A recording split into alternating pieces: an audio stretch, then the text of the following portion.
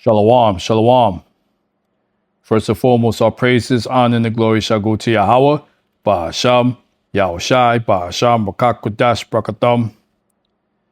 Double honors shall go to apostles, elders, and bishops, a great millstone who continue to teach and to rule well. Shalom to the Akims, a great millstone and like-minded camps and individuals who continue to teach as one body, who continue to be out on the highways and byways, risking their lives for the greater good. Shalom to the sincere Aquats who continuously learning in silence as the Holy Scriptures have commanded for you to do so. And also shalom to the true believers and subscribers of this true gospel, for this should be considered a true blessing from the higher power. This is Azariah Gabar, representing the King is Coming channel back at it with another lesson for edification purposes. All right. So there's a mass exodus that's going on right now as I speak. All right. And that's what I'm going to go into today, Lord willing. So simply put, this title for this video, Salaki, is going to be They're Fleeing Christianity. All right. They are fleeing Christianity. All right.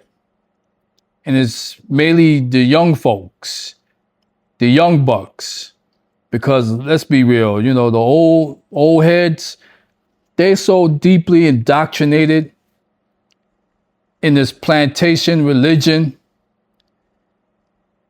You know, you can show the evidence and the receipts up in their face that this plantation religion or doctrine is false. And they're going to just scoff and mock. All right? So it's too late for them. Too late. Remember that there was a joint back in the early 80s from that R&B dude, Junior. Too late, baby, bye-bye. Okay? It's too late for those dudes and dudettes. All right?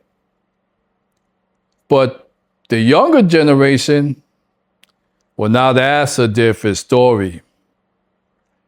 Real talk. They're starting to wake up and they're starting to realize that this false doctrine is what it is. False with a capital F. All right, listen, even myself, man, back in the days, when I was a young boy and my grandmother, God rest her soul, she used to force me to go to church. Me and my sister go to church every Sunday. That Baptist church down the street. And I wasn't feeling it. Even the Rakah Quadash back then, when I was a little boy, was telling me that this is not the real deal. Okay? I was not feeling going to church. I did not want to go to church. All right? And now, 40, 50, almost 50 years later, now I see why. Now I definitely see why. All right? So, with that being said, I'm going to play this video, Abaratazah, Lord willing. And you see the title, The Reason Young People Are Quietly Leaving Church. Okay? So I'm going to play this in its entirety and then pull up a couple of scripts, a couple of precepts, and I'm going to close this out. Y'all heard? But before I do so, fair use of the 1976 Copyright Act. For this video is strictly for education and edification purposes only. I'm not making a dime off of this video. Period. So with that being said, let's go. People are quietly leaving church.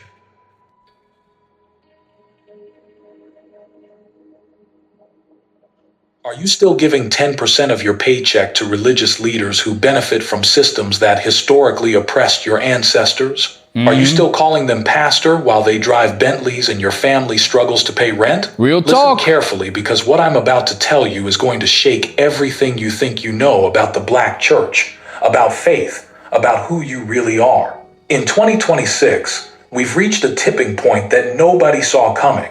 Well, nobody, except those who've been reading their Bibles without a middleman telling them what it means. Church membership among black adults has plunged by almost 20 percentage points in the last 2 decades, according to Gallup research. According to Pew Research Center's 2025 data, about 3/4 of black adults, 73%, are Christian, down from 79% in 2014 and 85% in 2007, with 65% identifying as Protestant. 20 points. That's not a slight decline. Get more crypto for your cash and get started with as little as $1. Shut up. They don't want you to know about it. Hey, did you know you might get a big cash payout if you were in a car accident up to one? That's a mass exodus. And the youngest generation, Gen Z, they're leading the charge out the door. Only 15% of Gen Z attend church regularly, the lowest figure for any generation in United States history, as per Pew's findings on generational shifts. But here's what the pastors don't want you to understand. This isn't a crisis of faith. This is an awakening. Your grandmother's church didn't prepare for this day. T.D. Jakes didn't preach about this moment coming. The megachurch empire built on tithing and seed offerings never imagined a generation would simply walk away and find God without them. But it's happening right now. And there's a reason why it's happening in 2026. This year continues the timeline marking exactly 400 years since 1625, when the systematic enslavement of African people in America was taking root. I just said 400 that. years. Does that number sound familiar? It should, because it's written in your Bible.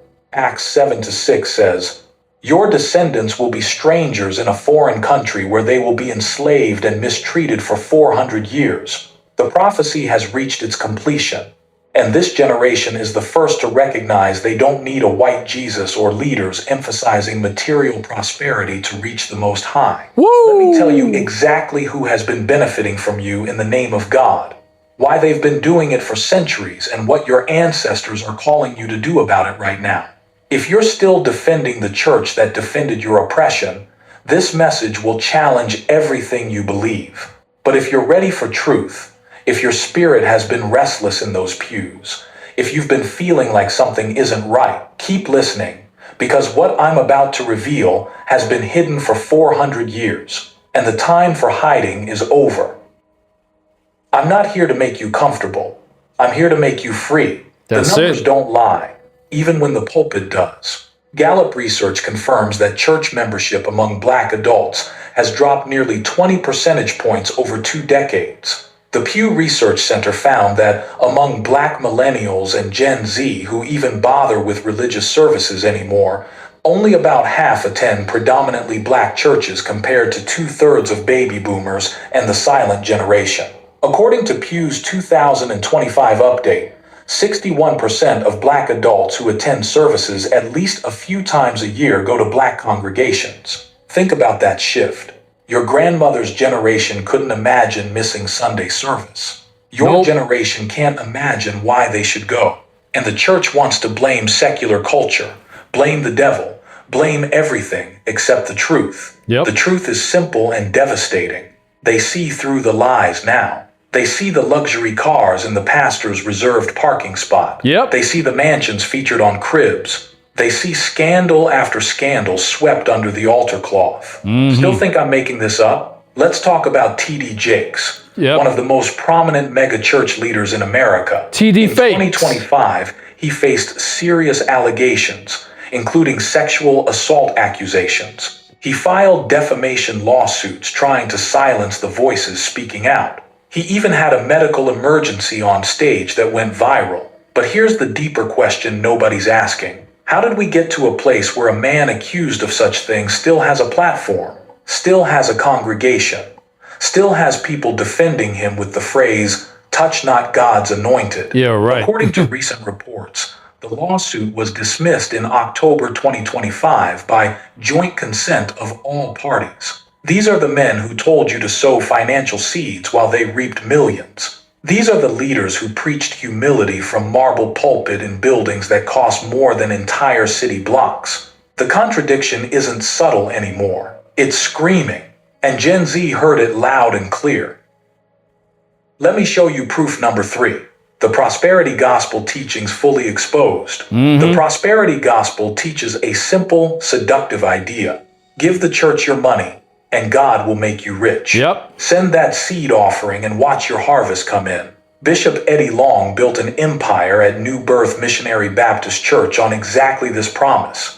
Creflo Dollar, and yes, that's actually his name, told congregations they needed to fund his private jet so he could spread the gospel faster. They took the story of the widow's mite, a beautiful account of sacrificial giving, and turned it into a guilt trip to fund Mercedes payments. Yep. They weaponized Malachi 3:10, bring the whole tithe into the storehouse, and twisted it into spiritual manipulation. Oh, yeah. Meanwhile, their storehouses overflowed while church members struggled to keep lights on. But something shifted in 2025. TikTok became a confessional for a generation tired of being misled. Young people started sharing their testimonies openly. I stopped tithing and started saving. And guess what? My life got better. I built my own altar at home and felt closer to God than I ever did in that building. I stopped paying for pastor's lifestyle and started investing in my community. When the people stop paying, the empire crumbles. And that's exactly what's happening right now. I'm probably going to get sued for spilling how male escorts get women's pussies swollen. Oh my God. I know this sounds fucking insane. Here's the Okay, fourth piece Edomite. of evidence that ties everything together. And this is where it gets prophetic. Acts 7-6 records Stephen's speech before he was martyred. He recounts God's promise to Abraham.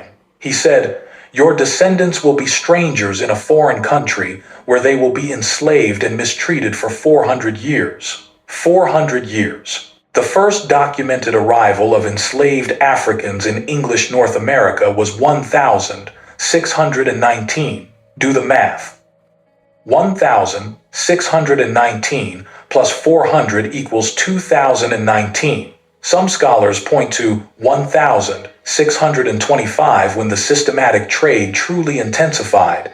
That brings us to 2025. This year, right now, the prophecy timeline is complete. And Deuteronomy 28-68 adds another layer that cannot be ignored. The Lord will send you back in ships to Egypt, and there you will offer yourselves for sale to your enemies as slaves. Ships, slavery, enemies. That's not symbolic language. That's specific prediction. And it describes the exact experience of Black Americans whose ancestors were stolen, shipped across the Atlantic, and sold. The church told you to wait for heaven, to accept suffering as your cross to bear, to be patient, because your reward is coming in the afterlife. Well, that's but true. Prophecy says 2025 is the year the curse ends and the awakening begins. This is why your spirit has been restless. This is why the old sermons don't hit the same anymore. This is why you can't make yourself go back to that building even when guilt tries to pull you there. You're waking up at the prophesied time. This isn't coincidence. This isn't backsliding. This is divine appointment. Let that sink in for a moment. The youngest generation walking away from church in record numbers isn't happening randomly. It's happening exactly 400 years after the prophetic clock started ticking. They're not losing their faith. They're finding it outside the system that was built to control them. But before we go deeper into what's happening right now, you need to understand this didn't start in 2025. This is a pattern that's been running for centuries. Every single time Black people reached for freedom, the church was there with a Bible in one hand and chains in the other. Okay. Minlam Daidu. Part 5. Junyong 1. 100% Noidong. Hong Them. Hong Bert. Hong Gop. All right, so all this wong wong wang and yin yang yang yang. You listen. All right, that's going way too extra. So I'm not going to play the rest of this video. And besides, it's like damn near almost an hour long. Okay. Now, that narrator, he was pretty much on point with everything else except when he says that 2025 is going to be the year that the curses end, which is BS. We're still under the curses now, and it's 2026. Period. So come on. Pick sense out of nonsense. But the bottom line is that the young generation, they're walking away from Christianity. And I'm seeing more and more of these videos popping up on social media. Period. And for good reason. Because these pastor pork chops are, they are who they are. Who shall pity the charmer? They're serpents. They're snakes with forked tongues. All right, in the scriptures, it talks about, and I'm just roughly paraphrasing that people want to hear smooth things, okay? People don't want to hear the actual truth. They rather hear the smooth words coming out of these pastor pork chops' mouths. Period. And that's going to be their end-all, be-all downfall. Right along with these pastor pork chops. Because when the blind leadeth the blind, all of them shall fall into the ditch. You heard? So, I want to cue up a couple of quick precepts.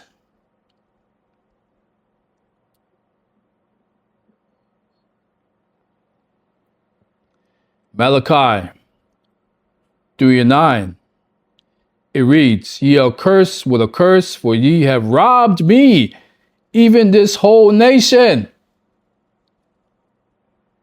Verse 10. "Bring ye all the tithes into the storehouse, that there may be meat in mine house, and prove me now herewith, saith the Lord of hosts, if I will not open you the windows of heaven, and pour you out a blessing, that there shall not be room enough to receive it." Woo! Beautiful. Yapa. So, this is a clear cut to these pastor pork chops that put these churchgoers into a trance, telling them that they're supposed to tithe with 10, 20% of your money every damn Sunday. Are you kidding me? But in the meantime, now these poor saps, they can barely pay their rent or buy food or pay their light bills. All right? And like that narrator said, these pastor pork chops, they drive in Bentleys, Mercedes, BMs, reserve parking spots in the church's parking lots. All right? So we go to Deuteronomy 14:22, and it reads, "Thou shalt truly tithe all the increase of thy seed." Again, seed, not money, "that the field bringeth forth year by year." This is food, not money. Verse 23, "And thou shalt eat before the Lord thy Yahweh, in the place where he shall choose to place his name there, the tithe of thy corn, of thy wine, and of thine oil, and the firstlings of thy herds and of thy flocks, that thou mayest learn to fear the Lord thy Yahweh always." Woo! And again, another clear cut to you Christians about money being brought forth. No, it's food. Period. Get it to your thick skulls.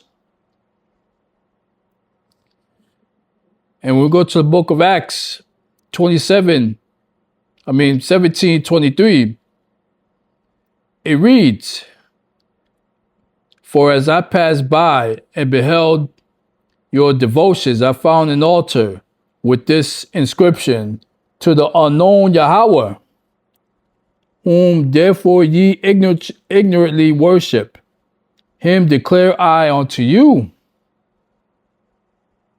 And here's the point. Yahweh that made the world and all things therein, seeing that he is Lord of heaven and earth, dwelleth not in temples made with hands.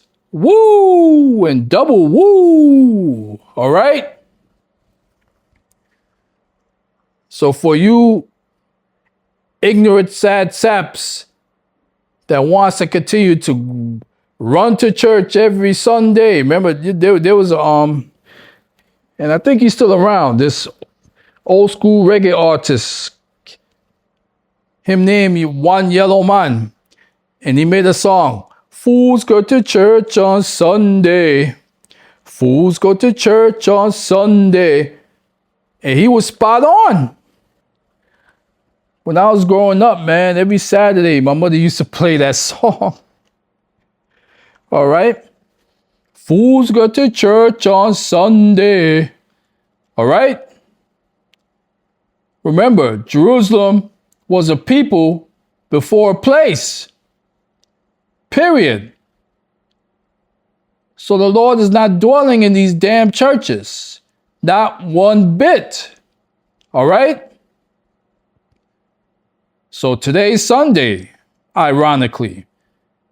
And as I'm speaking, a whole lot of these gullible saps, they breaking their necks to run to church,